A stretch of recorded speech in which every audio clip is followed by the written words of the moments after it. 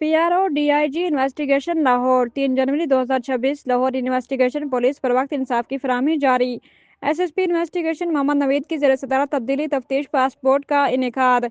Investigation headquarter में मुनक्कदा passport में तमाम डिवीजनल SPs की शिरकत। कत्ल, अगवा, चेक डिसऑनर, अमानत में खयानत, धोखाधड़ी और चोरी के 42 मुकदमात ज़ेर बहस है। अफसरान ने दोनों फरीकैन को सुनने के बाद तफ्तीश तब्दीली से मुतल्लिक अहकामात जारी किए।